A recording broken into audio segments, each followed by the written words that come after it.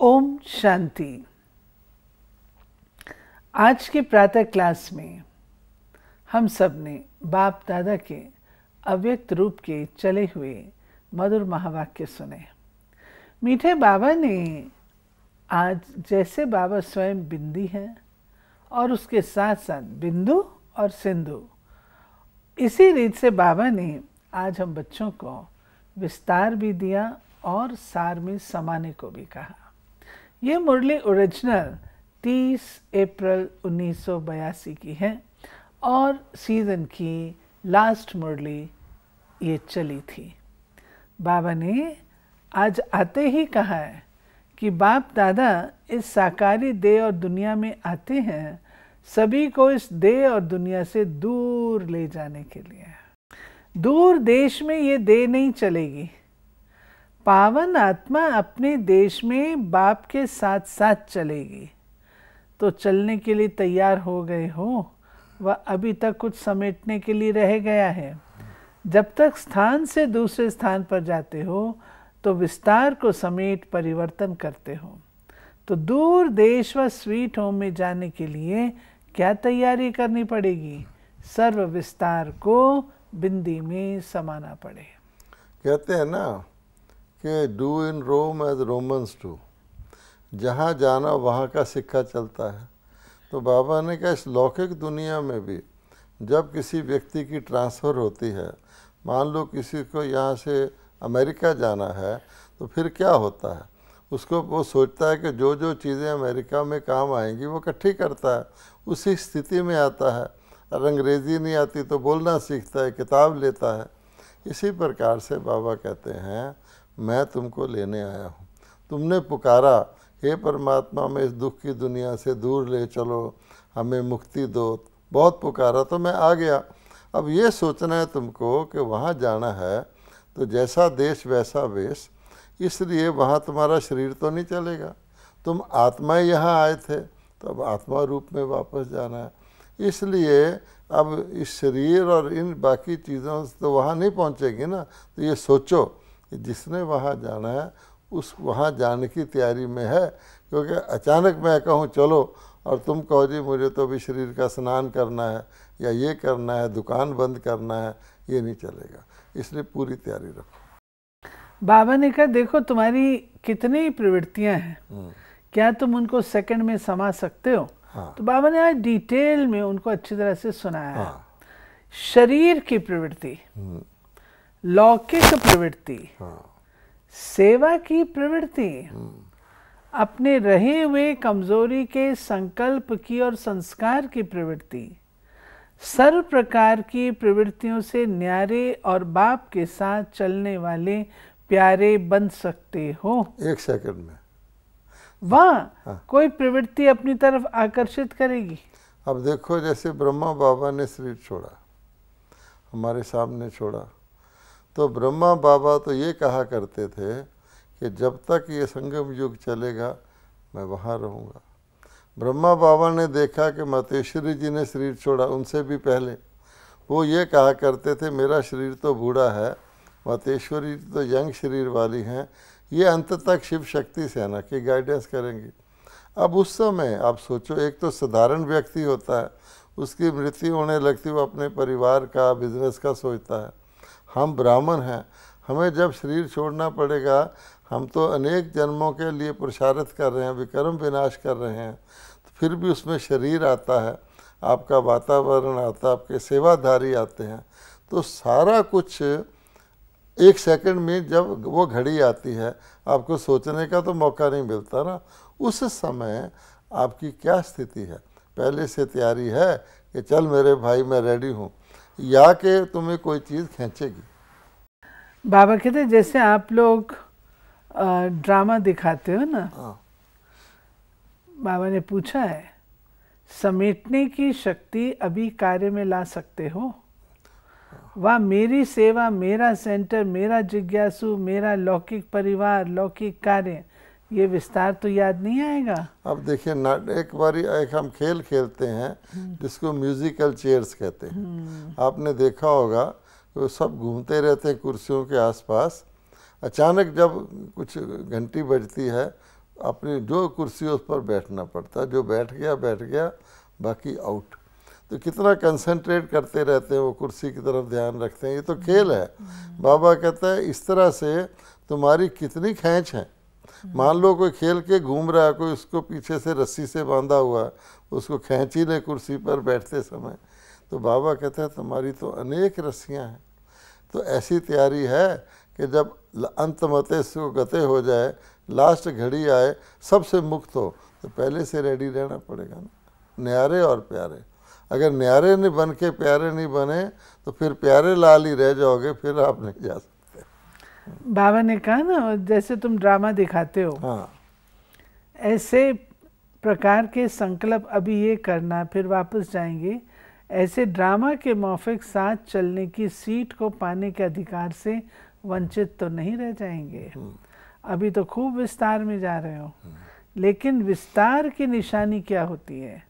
वृक्ष भी जब अति विस्तार को पा लेता है तो विस्तार के बाद बीज में समा जाता है। हाँ, यानी जब टू मच विस्तार कर लेते हो, उसके बाद फिर बीज बनता है। विस्तार के बाद सार आता ही है। इसलिए खूब विस्तार इस वक्त तुम कर रहे हो और बड़े खुश हो कि हमारा ब्रह्मा कुमारी इंस्टीट्यूशन सारे विश्व में फैल रहा है, सारे लोग इसको मान रहे हैं, आदि आदि अपने अपने शक्ति के अनुसार बहुत बड़े बड़े हमने जोन बना लिए हैं, बड़े बड़े डिपार्टमेंट ले लिए हैं, बड़े बड़े चार्ज ले रहे हैं। बाबा कहता है अच्छी बात है, लेकिन तुम्हारी जो स्थिति है वो ऐसी होनी चाहिए जब बुलावा आया उससे न्यारे हो सको। तो वो बाबा कहता है उसका अभ्यास ज़रूरी है। बाबा कहते हैं कि विस्तार से न्यारे और साथ चलने वाले प्यारे, ये बात नहीं भूल जाना।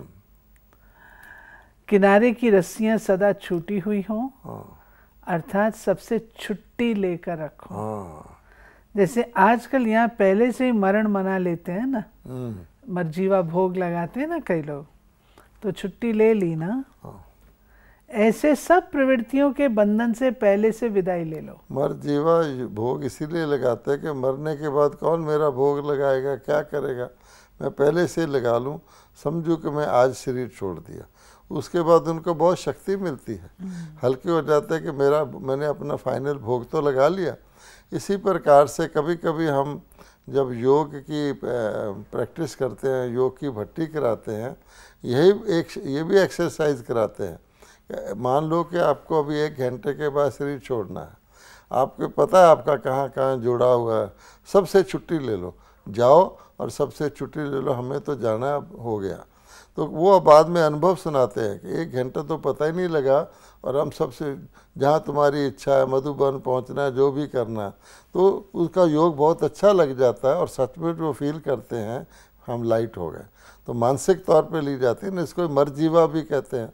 हमें तो हर सेकंड मरजीवा बनना है, अर्थात मर के जीना है, छुट्टी लेकर काम करना है, न्यारे होके फिर बिजी होना, इसको कर्म योगी कहा जाता है। बाबा ने 2 शब्दों में कहा ना, हाँ, समाप्ति समारोह मना लो। हाँ, उड़ती कला का उड़न आसन सदा तैयार हो। हाँ, जैसे गवर्नमेंट में भी होता है, जब लड़ाई होती है ना, तो वो बड़े बड़े जो ऑफिसर होते हैं ना, जिनकी जान बचानी हो, वो हेलीकॉप्टर या प्लेन तैयार रखते हैं कि ऐसा ना हो हमारे ऊपर खतरा है तो उड़ जाए हम। तो बाबा ने कहा कि मार्जिन 1 सेकंड की मिलनी है लास्ट में। हाँ, फिर क्या करेंगे? सोचने की भी मार्जिन नहीं मिलनी है, करूं ना करूं, ये करूं वो करूं, ऐसे सोचने वाले साथी के बजाय बाराती बन जाएंगे। इसलिए अंतःवाहक स्थिति अर्थात कर्म बंधन मुक्त, कर्मातीत, ऐसी कर्मातीत स्थिति का वाहन अर्थात अंतिम वाहन। हाँ, इसको अंतःवाहक कहा गया। अंतिम वाहन हर वक्त तैयार रहना चाहिए। फिर बाबा ने उसके बाद कहा है रस्सियां चेक करो। एक मेरा ख्याल हमारा गीत भी है इस तरह का कि भाई हमको लेने साजन आ रहा है, ऐसे ऐसे उसको गीत भी हमने बनाया है। हाँ, डोली में मैं चढ़ के चली। हाँ, हाँ, शिव बाबा की याद की वो बहुत अच्छा गीत इसी बात पर है। तो बाबा कहते हैं वर्तमान समय सेवा की रिजल्ट में क्वांटिटी तो बहुत अच्छे है, लेकिन अब उस क्वांटिटी में क्वालिटीज भरो। क्वांटिटी की भी स्थापना कार्य में आवश्यकता है, लेकिन वृक्ष के पत्तों का विस्तार हो और फल ना हो तो क्या पसंद करेंगे? पत्ते भी हो और फल भी हो या सिर्फ पत्ते हो? तो हर आत्मा को प्रत्यक्ष फल स्वरूप बनाओ। सिद्धि स्वरूप बनाने का भी विशेष अटेंशन। सिद्धि स्वरूप की बात हम बाद में ले लेंगे, लेकिन पहले बाबा ने जो कहा ना कि क्वांटिटी और क्वालिटी, और वृक्ष के विस्तार में पत्ते तो हैं लेकिन फल उसके, तो हर आत्मा प्रत्यक्ष फल बताए। आजकल तो वैज्ञानिक ये कोशिश कर रहे हैं कि फल ज़्यादा निकले और पत्ते ना निकले।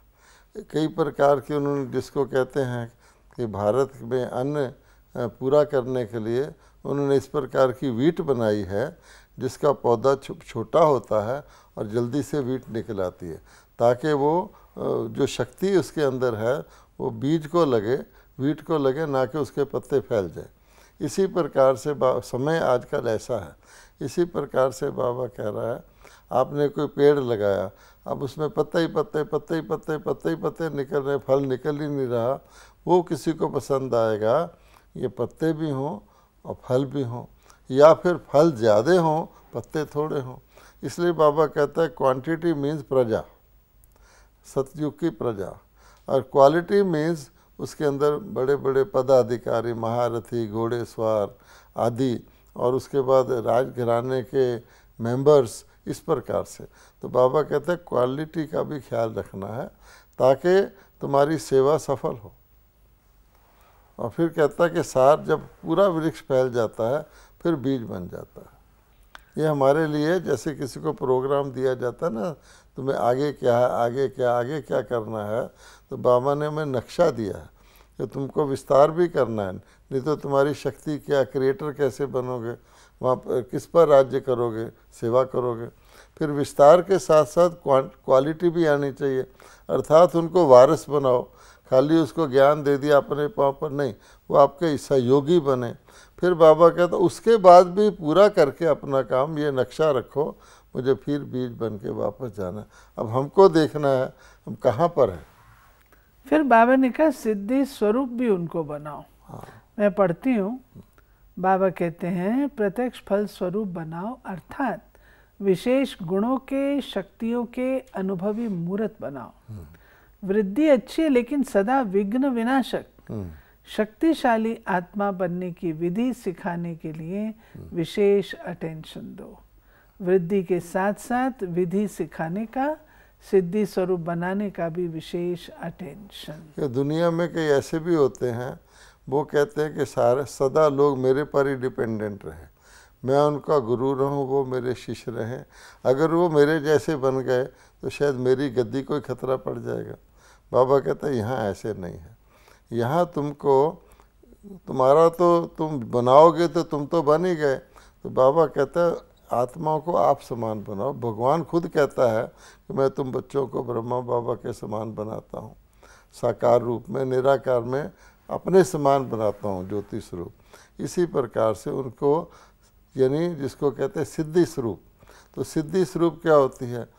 स्वयं सिद्ध हो जाएं, जो गुण शक्तियाँ वो धारण करें, अपने पाप पर खड़े हो जाएं, विघन रूप ना बने। क्योंकि मान लो कि कोई ऐसे होते हैं जिनकी संतान लंगड़ी ही पैदा होती है पिछले कर्मों के कारण।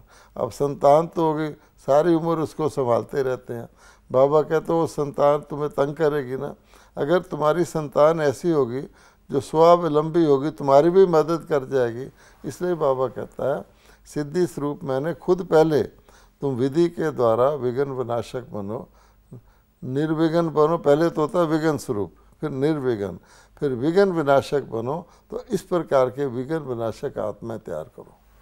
बाबा कहते हैं ना, इस वर्ष हर एक आत्मा प्रति विशेष अनुभवी मूर्त बन, विशेष अनुभवों की खान बन, अनुभवी मूर्त बनाने का महादान करो, जिससे हर आत्मा अनुभव के आधार पर अंगत समान बन जाए। अब देखिए, अगर कोई सेना सारी हो और राजा ही उसको कंट्रोल करे तो राजा को कितनी मेहनत करनी पड़ेगी।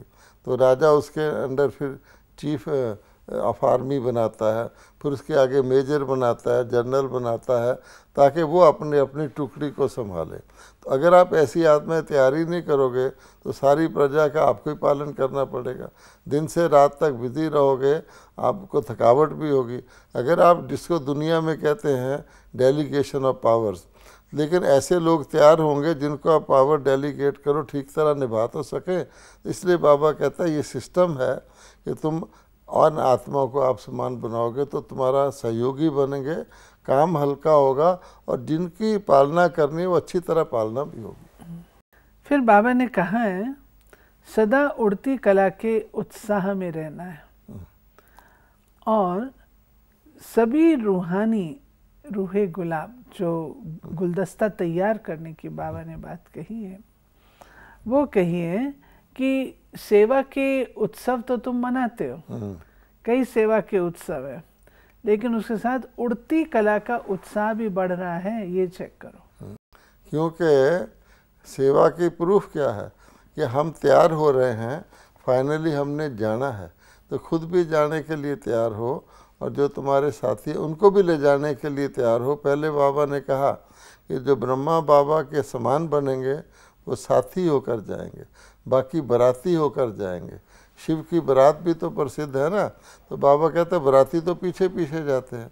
ऐसे दुनिया के अंदर भी होता है, एक प्राइम मिनिस्टर है, फिर उसकी छोटी कैबिनेट होती है, उसके अंदर भी दर्जे होते हैं, फिर उसके बाद मेंबर ऑफ पार्लियामेंट होते हैं, तो अलग अलग तो है ना। तो बाबा कहते हैं इसी तरह ये भी शिजरा बन रहा है। उड़ती कला का उत्साह क्या है? देखिए, उड़ने में उत्साह है और नीचे आने में क्या है, आलस और अलबेलापन है। बाबा हमेशा कहता है उमंग और उत्साह के पंख हैं ऊपर ले जाने वाले, और अगर आलस और अलबेलापन है तो नीचे। तो उत्साह जो है वो उड़ती कला में ही लेके जाता है। अगर उत्साह है, ब्राह्मण को बाबा कहता है, अगर ब्राह्मण के प्राणी उमंग उत्साह है। अगर आपको कोई ब्राह्मण दिखता है नाचता नाचता उछलता उछलता काम कर रहा है, जितना कर रहा है उतना खुश हो रहा है, तो उड़ती कला में है। अगर कोई ब्राह्मण दिखता है ऐसे ही साधारण, बहुत थक जाता है, मजबूर, तो शरीर में है, बॉडी कॉन्शियस है।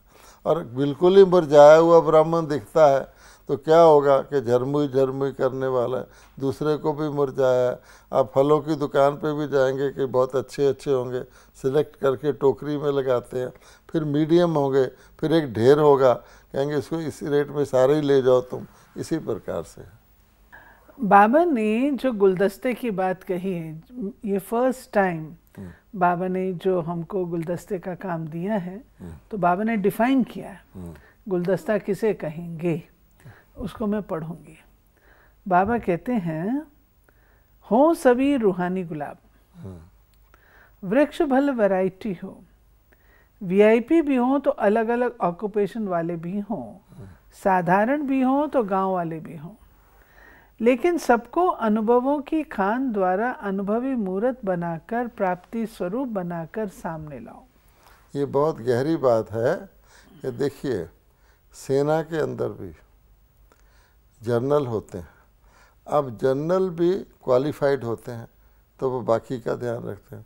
उसके अंदर एक सिपाही भी अगर होता है तो सिपाहियों में भी ऐसे सिपाही होते हैं जो कंप्लीट दिखते हैं, ये जनरल बनने के लायक है लेकिन सिपाही हैं। इसलिए बाबा कह रहा है कि तुमको जो गुलदस्ता बनाना है, इसका ये मतलब नहीं है कि वारिस क्वालिटी का ये मतलब है कि बड़े धनवान लोग वारिस क्वालिटी बन जाएंगे या कोई सदा योग लगाने, नहीं। हर कैटेगरी में स्पेशलिस्ट होते हैं। गांव का सरपंच भी जो होता है वो पंचों में बड़ा, सारे गांव का बड़ा होता है, फिर पंच भी सारे गांव में बड़े होते हैं। तो बाबा कहता है सरपंच भी जो तुम्हारा हो, गांव वाला भी जो तुम्हारा बीके हो, आए गुलदस्ते में, लेकिन उसके अंदर भी परफेक्शन हो। जैसे बाबा जनरली कहते हैं कि जो आत्माएं परम धाम में जाती हैं और परम धाम से फर्स्ट टाइम आती हैं, सारी संपूर्ण होती हैं। सतयुग वाले सतयुग जैसे संपूर्ण, त्रेता वाले त्रेता जैसे संपूर्ण, द्वापर में आने वाले भी संपूर्ण हैं। अब अगर जीसस क्राइस्ट आते हैं तो अपने समय के लिए तो संपूर्ण है ना। इसलिए बाबा कहते हैं तुम्हारे गुलदस्ते में भी वैरायटी हो। यानी रूहे गुलाब हों, फिर भिन्न भिन्न वर्गों वाले भी हों। इसलिए बाबा हमने वर्गीकरण बनाया है कि बिजनेसमैन भी हैं, वैज्ञानिक भी हैं, धर्म नेता भी हैं, सोशल वर्कर, लेकिन वो वर्गों वाले भी संपूर्ण हों। इसी प्रकार से गांव वाले भी हों पर संपूर्ण हों, तब गुलदस्ता सजता है। आप गुलदस्ते में देखेंगे कुछ अच्छे फ्लावर होते हैं, इर्द गिर्द के जो बाकी वैरायटी होते हैं वो भी कंप्लीट होते हैं। ऐसे नहीं गुलाब के गुलदस्ते में आप मुरझाई हुई चमेली लगा दोगे या सूखी घास लगा दोगे, अगर उसमें घास भी लगती है वो भी अपने ढंग से सबसे अच्छी होती है। बाबा ने कहा है ये बहुत जो परहेज रखना है, गुलदस्ता बनाना लेकिन मेरापन नहीं लाना। मेरा गुलदस्ता सबसे अच्छा है तो रूहे गुलाब नहीं बन सकेंगे। मेरापन लाया तो गुलदस्ता मुरझाया। क्योंकि जो फूल भी डाली से डिस्कनेक्ट हो जाए, कितना भी पानी में रखो, कितना भी प्लास्टिक में रखो, उसने मुरझाना ही मुरझाना, क्योंकि उसका कनेक्शन कट चुका है। तो बाबा का जो गुलदस्ता, उसमें ख़ास बात ये होती है सारे कनेक्टेड है। गुलदस्ते की ताकत ही कनेक्शन है। हम आत्माओं को दुनिया के सब कनेक्शन से हटाकर ऐसी सोर्स से कनेक्शन कराते हैं जैसे ऐसी बिजली का घर हो जहाँ बिजली कभी जाए ही नहीं, अप डाउन भी ना हो। तो इसलिए बाबा कहता है कि अगर तुमने कह दिया मेरा, और वो लोग भी ये समझें कि इसी ने मुझे ज्ञान दिया, इसी ने मुझे बनाया है, तो बाबा कहता है फिर वो आत्मा का परमात्मा से कनेक्शन नहीं हुआ ना। जैसे कभी कभी बाबा कहता है जब सगाई कराते हैं तो सगाई ब्राह्मण से थोड़ी करते हैं, सगाई तो दूल्हा से करते हैं ना। या डाकिया आपको चिट्ठी ला के देता है तो डाकिए ने थोड़ी चिट्ठी दी, वो तो किसी की चिट्ठी किसी को दी। ये बीच में ध्यान रखना, अगर मैं लाया तो समझो गुलदस्ता मुरझाया। तो बाबा ने कहा कि क्वांटिटी की बात नहीं है, ऐसे तो नेताएं भी बहुत सारी क्वांटिटी इकट्ठी कर लेते हैं, लेकिन क्वालिटी सहित ऐसा गुलदस्ता लाना, सिर्फ पत्तों का गुलदस्ता नहीं लाना। अब जैसे नेता लोग क्वांटिटी इकट्ठी कर लेते हैं पर उनको ये भरोसा नहीं होता कि मेरे साथ रहेंगे, दूसरा कुछ प्रलोभन देगा उस तरफ चल पड़ेंगे। तो बाबा कहता है गांव वाला भी हो तो माया प्रूफ हो, और सिर्फ पत्ते ही पत्ते ना हो, प्रजा ही प्रजा ना हो। घास का गुलदस्ता तो कोई देता नहीं है ना। बाबा ने जो सेवाधारियों से बात की है, हाँ, वो बहुत इम्पोर्टेंट है। बाबा ने कहा यज्ञ के एक एक कणे का देखो कितना महत्व है। एक एक कणा मोहरों के समान है। अगर कोई एक कणे जितनी भी सेवा करते हैं तो मोहरों के समान कमाई जमा हो जाती है। सेवा नहीं की लेकिन कमाई जमा की। तो बाबा कहते हैं एक तो मधुबन वरदान भूमि में रहने का चांस का भाग्य मिला। सेवादारियों को क्या क्या फायदे हैं बाबा ने बताया। सदा श्रेष्ठ वातावरण उसका भाग्य। तीसरा सदा कमाई जमा करने का भाग्य, चांस। इतना रूहानी नशा स्मृति में रहता है। सेवाधारी अपने श्रेष्ठ भाग्य द्वारा औरों को भी उमंग उल्लास दिलाने के लिए निमित्त बन सकते हैं। सभी सेवाधारी जितना भी समय जिस भी सेवा में रहे निर्विघ्न रहे, चाहे कितना भी संस्कार परिस्थितियां नीचे ऊपर हों, लेकिन जो सदा बाप के साथ है, साथ फॉलो फादर है, सदा सी फादर है, वो सदा निर्विघ्न रहेंगे। अब ये बड़ी गहरी बात है। मान लीजिए किसी स्थान पर 7 सेवाधारी आते हैं, बाहर से आते हैं, अब उनका क्या अप्रोच होना चाहिए। बाबा कहता है वो ये कहें कि देखो यहाँ के तो सब लोग अपने अपने फुल कमरों में लेटे हुए हैं, एसी लगाए हुए हैं, हमें इन्होंने बरांडा दे दिया। अगर ये भाव है तो सेवाधारी नहीं है। मुझे क्या मिल रहा है, मैं क्यों आया हूँ, इसलिए आया हूँ। एक तो मुझे श्रेष्ठ वातावरण में रहने का मौका मिलेगा, कहीं से भी आए, कोई झोपड़ी से भी आए तो लौकिक से तो हटा, श्रेष्ठ वातावरण में घूमेगा, मुरली सुनेगा, अच्छा वो फ़ायदा। फिर बाबा कहता है सेवा द्वारा कमाई करने का फ़ायदा मिलेगा। अगर और एक ज़रा भी कमाई की तो बहुत कमाई। जो इस नशे में होगा फिर थोड़े समय के लिए तो मंग भी बहुत रहता है। तो जो परमानेंट सेवा दोहराते हैं उनको भी सबक सिखाए जाते हैं कि देखो हम कैसे सेवा कर रहे हैं, तुम कैसे कर रहे हो। बाबा कहता है ये करोगे, बाबा साथ है तो कोई मस्ती में रहोगे। बाबा ने कहा ना ऐसा कर्तव्य करके जाओ जो आपका याद या वो फिर कहे दोबारा आओ, तुम्हें दोबारा बुलाएं, ये बाबा ने वरदान है। हाँ। सदा विजय की स्मृति से हर्षित रहने और सर्व को खुशी दिलाने वाले आकर्षण मूर्त भाव। हम कल्प कल्प की विजयी आत्मा हैं। विजय का तिलक मस्तक पर सदा चमकता रहे। तो ये विजय का तिलक औरों को भी खुशी दिलाएगा, क्योंकि विजयी आत्मा का चेहरा सदा हर्षित रहता है। हर्षित चेहरे को देखकर खुशी के पीछे स्वतः ही सब आकर्षित होते हैं। जब अंत में किसी के पास सुनने का समय नहीं होगा, तब आपका आकर्षण मूर्त हर्षित चेहरा ही अनेक आत्माओं की सेवा करेगा। स्लोगन है, अव्यक्त स्थिति की लाइट चारों ओर फैलाना ही लाइट हाउस बनना है। क्योंकि दूसरे को लाइट दिखे। बाबा कहते कैसे दिखेगी? अगर तुम स्थूल में लगे रहोगे तो स्थूल दिखेगा। अगर अव्यक्त में रहोगे, हमारे कई योगी आप देखेंगे जो बिल्कुल आप देखेंगे तो देखता ही लगेगा ये योगी आत्मा है, तपस्वी आत्मा है। वो जो लाइट निकलती है दूसरों को भी लाइट बनाती है। ये थी प्यारे बाबा की आज की मुरली। आज की मुरली बहुत ही गहरी है। और याद रखिए, अंतर्वाहक शरीर जिसकी हमें तैयारी करनी है, अपना वाहन स्वयं तैयार करना है। ओम शांति।